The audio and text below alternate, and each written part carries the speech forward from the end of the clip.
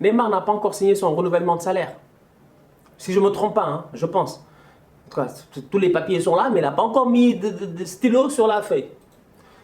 Maintenant, si le PSG ne gagne pas le championnat, Neymar, il fait quoi?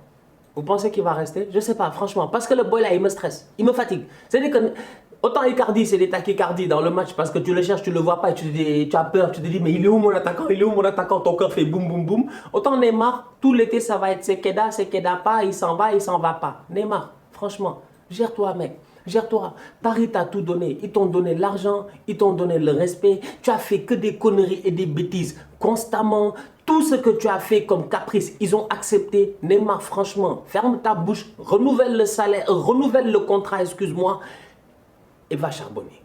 Va travailler, Neymar. Franchement, va travailler. Sois sérieux. Travaille sur ton attitude. Mais le problème, c'est qu'il a 30 ans. À 30 ans, tu vas travailler comment sur ton attitude? Franchement. C'est quand un arbre, il est tout petit, qu'on met un autre bout de bois à côté pour que l'arbre, quand il grandisse, je dis bien, il puisse rester tout droit. Neymar, c'est un tronc. Tu vas faire comment, je dis bien, pour le remettre sur le droit chemin alors que c'est un tronc qui a grandi comme la tour de Pise. C'est décourageant. Franchement, Neymar, c'est une grosse déception. Très grosse déception. Salam, salam, outsider. Le débrief commence maintenant. Man City l'emporte aujourd'hui 2-0 face au Paris Saint-Germain. On va commencer directement. J'ai une question à poser à Pochettino. Mais sincèrement, toute honnêteté, que faisait Mauro Icardi sur le terrain? Tu me diras que Mbappé est blessé. J'ai aucun problème par rapport à cela. Cependant, à un moment donné, une demi-finale de Ligue des Champions, tu ne la joues qu'une fois dans ta vie, ou 2 fois dans ta vie, ou 3 fois dans ta vie si tu es un grand coach. C'est pas constamment que tu es là en demi-finale de Ligue des Champions. Pochettino, la dernière fois qu'il était en demi-finale de Ligue des Champions, c'est Lucas Moura qui rentre, qui claque 3 buts du pied gauche alors que c'est un droitier pour le sauver. Pochettino, aujourd'hui, sincèrement, je ne le comprends pas. Mauro Icardi, je suis désolé. Moi, Stan Diop, je suis coach. Après 25 minutes de jeu, il sort. Il sort. Je m'en fous, je dis bien. Qu'on soit en demi-finale ou en finale ou quoi que ce soit, ça ne m'intéresse pas. Je parle du rendement du joueur. Le rendement du joueur est pourri. Il est nul. Icardi, franchement, toute honnêteté, ce qu'il a fait sur le terrain, mon père peut le faire. Franchement, mon père peut le faire, en toute honnêteté. Mais gère-toi, mais cours, fais des efforts sincèrement. Mais s'il te plaît, coordonne bien tes replis défensifs. Icardi, il revient en défense quand le ballon est déjà, je dis bien, récupéré par son équipe. Donc son équipe se relance. Il cherche devant, tu vois pas Icardi, il est derrière toi. Franchement, constamment dans le rétroviseur. Mais à quoi est-ce qu'il sert cet enfant-là? Je suis désolé aujourd'hui. Icardi, rentrez. Icardi, venez dans ce match-là en sortant d'une bonne série. C'est un boy qui, ces temps-ci, en Ligue 1, a claqué des buts. Mais tu vois son niveau réellement. C'est un niveau de défense de Ligue 1. C'est un niveau de défense de Ligue 1. Franchement, c'est pas un niveau, je dis bien, de grand club, de grande compétition. Mauro Icardi, il a claqué des buts à l'Inter, que des buts dans la surface de réparation. C'était un gars qui attendait les ballons. Mais aujourd'hui, je suis désolé, quand les ballons ne viennent pas vers toi, mais va vers le ballon, Icardi. Il va pas vers le ballon, il fuit le ballon. Franchement, je suis désolé. Aujourd'hui, Pochettino, à un moment donné, sincèrement, je ne l'ai pas compris. Mais réagis, il est là sur la ligne de touche, en train de bouger, on aurait dit Sampaoli. Capacité de réaction, zéro, franchement. Icardi, il est là, il donne des tachycardies. Ton cœur, il fait boum, boum, boum, boum, boum, parce que tu ne comprends pas à quoi il sert sur le terrain. Pendant toute la première mi-temps, le Paris Saint-Germain joue à 10 contre 11 face à Manchester City. Les conditions ne sont pas bonnes et même malgré ça, Paris réussit à se créer des occasions. Imagine si tu avais un attaquant sur le terrain, franchement. À un moment donné, Mbappé, qu'il soit là ou pas là, fais jouer quelqu'un d'autre. Renforce ton milieu de terrain. Fais rentrer un Moïse Kean. Fais rentrer un Draxler. Je sais pas. Joue avec Di Maria en faux neuf. I don't know. Try something. Tu sais pourquoi? Parce que Icardi, il était sur le terrain et franchement, toute honnêteté, il avait sur lui une cape d'invisibilité. Voilà un tocard tout droit sorti d'Harry Potter. Franchement, non, c'est décourageant. Toute honnêteté, c'est décourageant. Demi-finale de Ligue des Champions, tu t'appelles Mauro Icardi, avec tout ce qu'on a dit sur toi, avec tous les questionnements qu'il y a sur toi par rapport, je dis bien, à tes performances. C'était le match pour venir prouver que tu mérites de rester dans ce club-là. Si le PSG garde Mauro Icardi pour la saison prochaine, après cette performance-là, alors là, je ne comprends plus rien dans la gestion du football.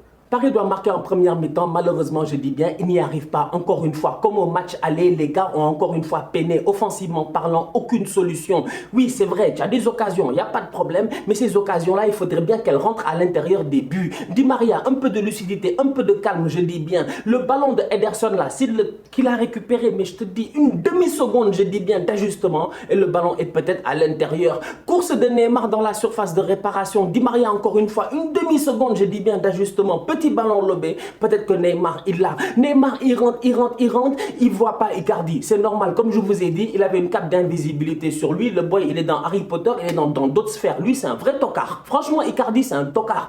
Donc, on va être sérieux. Tu veux faire quoi? Énormément d'actions ratées. City, ils ne jouent même pas en première mi-temps. City, en première mi-temps, ils sont tranquilles, ils sont posés. Et là, encore, revient à ce que j'ai dit la dernière fois, la semaine dernière, dans mon débrief. City, c'est une équipe posée, calme et patiente. Parce que Manchester City, les conditions naturelles de température et de pression n'étaient pas là pour qu'ils puissent performer en première mi-temps. Il y a énormément de neige sur le terrain. Les gars n'arrivent pas, je dis bien, à faire circuler le ballon. Et même malgré ça, ils ne sont jamais sortis de leur plan de match. Ils ont même décidé de laisser un peu le ballon au Paris Saint-Germain, de les attendre et de défendre. Et je vous avais déjà dit ici dans le grand décrassage que Paris n'allait pas marquer.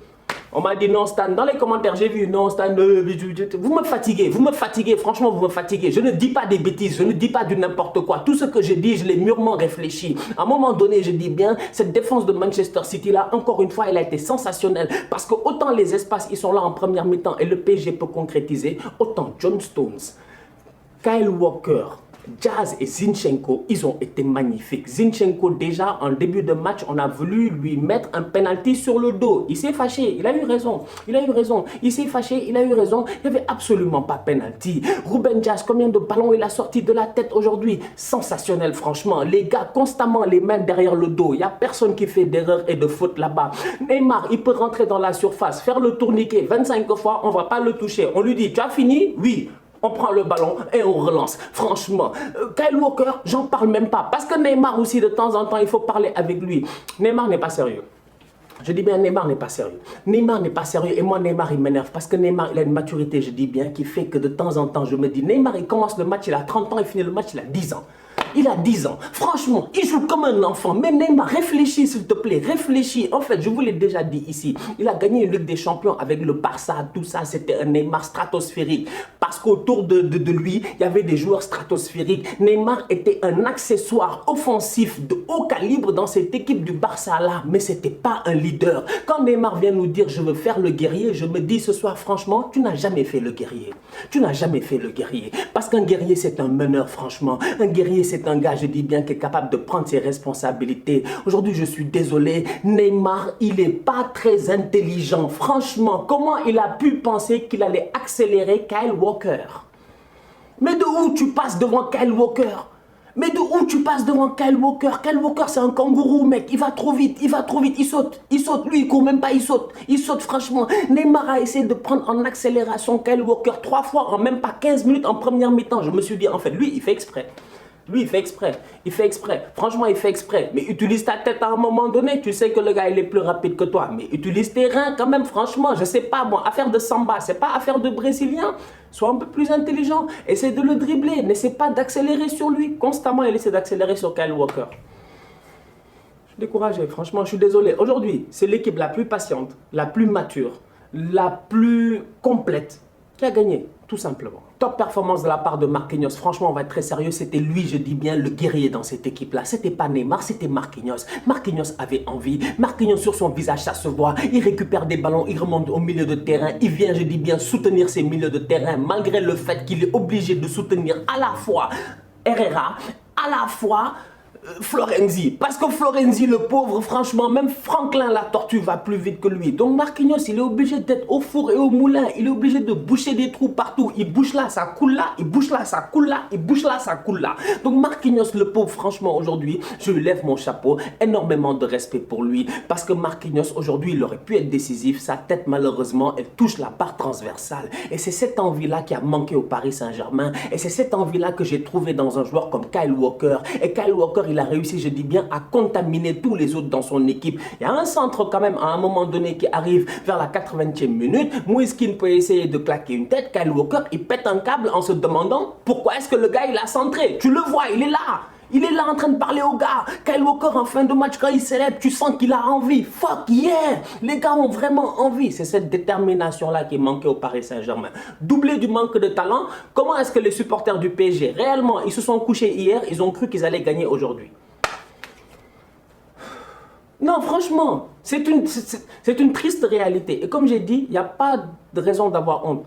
Vous avez été énorme cette saison, vous avez été énorme, mais vous n'avez pas le niveau de compétir avec ce genre d'équipe-là parce que vous n'avez pas la maturité et l'intelligence émotionnelle de pouvoir compétir avec eux. Un boy comme Fernandinho aujourd'hui, vous avez vu son match, mais match sale, match dégueulasse. C'était son anniversaire aujourd'hui, il a fait des tacles, Fernandinho doit prendre un carton minimum, franchement, il doit prendre un carton minimum, voire même 2 cartons jaunes. Mais même malgré ça, je dis bien, Fernandinho, il sort jamais parce que Fernandinho, à chaque fois qu'il fait une faute, il est calme. Dès le début du match, il fait une faute, je pense, après 3 ou 4 minutes, si je ne me trompe pas, il fait une faute rapide, si je ne me trompe pas, sur Florenzi ou je ne sais même plus qui, il est calme. Immédiatement, il met même ses mains comme ça pour demander pardon. Non, franchement, ça, tu sens que le gars, il a 34 ans, 35 ans, 36 ans. Tu sens que le gars, émotionnellement parlant, il est très intelligent. Tu sens que lui, il a de l'expérience et de la maturité. Parce qu'il savait que ce match-là, il fallait, je dis bien, un peu d'agressivité, mais de l'agressivité tout en étant subtil, tout en étant intelligent. Et Fernandinho, il a réussi à le faire. À côté, tu as des boys du Paris Saint-Germain. 1, 2, 3, c'est des tacles à la gorge. On va me dire, tu abuses. Mais Kimpembe, en fin de match, le tacle qu'il fait là, c'est pourquoi?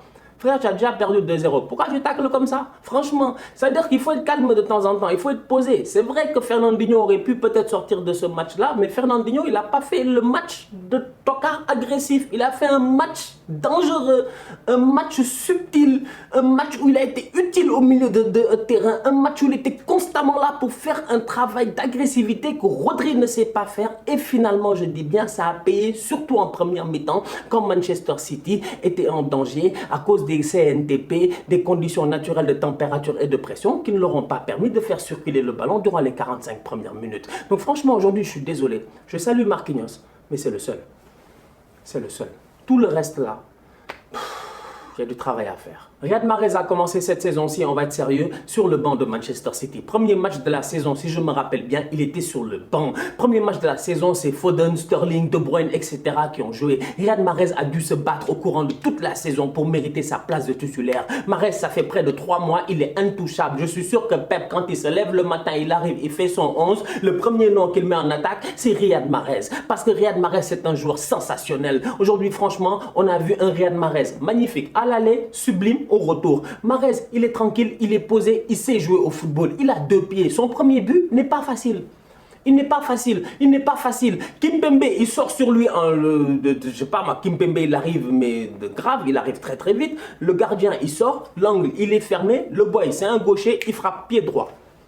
Ça, c'est un grand joueur. Et je vous l'ai déjà dit, Mahrez, c'est un boy 2 pieds. Ce n'est pas les boys Robben là qui rentrent constamment sur le pied gauche. Il aime bien rentrer sur son pied gauche. Mais Mahrez, combien de buts il a mis à Leicester? Contrôle, passement de jambes, pouce, pas pied droit. En pagaille. C'est un top player. Aujourd'hui, il vient de claquer 3 buts, je dis bien. En plus, c'est un Marseillais, c'est un fan de l'OM. Il vient de claquer 3 buts au PSG en demi-finale de Ligue des Champions. C'est lui, je dis bien, l'homme de cette phase aller et de cette phase retour de demi-finale de Ligue des Champions. Et sincèrement, pour moi, Riyad Mahrez mérite largement, en toute honnêteté, en date d'aujourd'hui, le Ballon d'Or africain 2021. Je ne vois pas un autre joueur africain qui a fait une saison à la hauteur de Riyad Mahrez. Franchement, j'en vois pas. Aubameyang n'a rien fait. Sadio Mané, c'est son équipe qui a coulé. Je cherche. Franchement, je cherche. Je cherche réellement et je ne vois pas un joueur qui a été aussi compétitif que Riyad Mahrez. C'est un boy sensationnel, constamment décisif en cette fin de saison. Dans tous les grands matchs, je dis bien, il a marqué. Toujours là. Et en plus de ça, tu sens qu'il a la baraka avec lui. Franchement, Mahrez, c'est un grand joueur. Et sincèrement, les Algériens, ils ont de quoi être fiers aujourd'hui. Honnêtement. 1, 2, 3, viva l'Algérie. Il a claqué 1, 2, 3 buts face au PSG. La famille, on se capte dès demain pour un nouveau débrief avec le Real qui va jouer face à Chelsea. J'ai hâte de voir, ça risque d'être chaud parce qu'aujourd'hui, franchement, c'était très chaud. D'ici là, on continue à liker, on continue à partager, on s'abonne, on s'abonne, on s'abonne. On est ensemble, on reste en santé. Tous outsiders.